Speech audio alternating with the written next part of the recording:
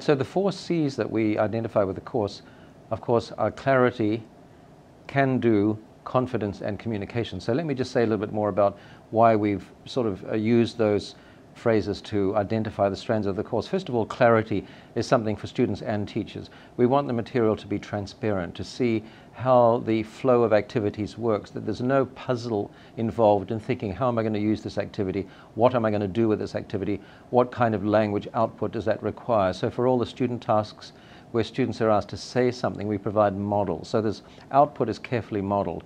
That's important for students and also for teachers. So that's what we mean by clarity. The goals of the course are also clearly stated through in each unit, through the in the introductory page. We identify the goals of the unit.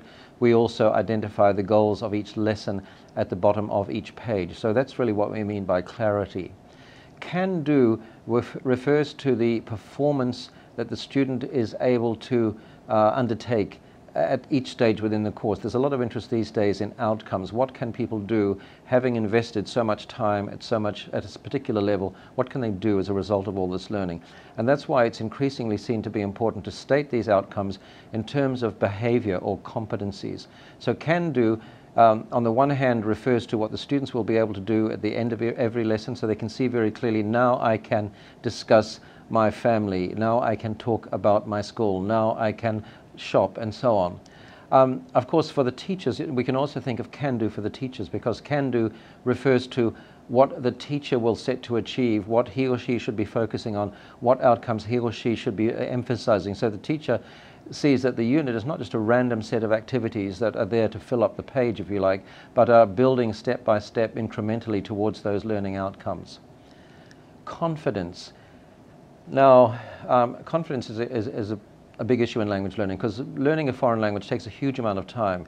Students have studied English, probably when they come to this course, they've studied English in public schools.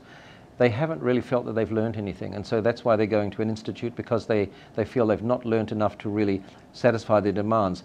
One of the first things that suffers, of course, is confidence, because for years they've been studying from books that are probably very grammar-based, very reading comprehension-based, geared towards perhaps a university entrance examination or some end-of-school exam that never really develops any communicative skills. So there's a confidence barrier that we have to work on, and so we do that by setting very small targets for them, which are still meaningful, because we take a topic even at the intro level and show that they can say quite a lot about that even with restricted language. So showing students that they can actually acquire some communicative ability even using very restricted and simple language is a way of building up their confidence. They can see that they can now do things. And then we show them the videos. We show even with a simple language that you've got, you can understand very natural conversations of the kind you might hear in the real world.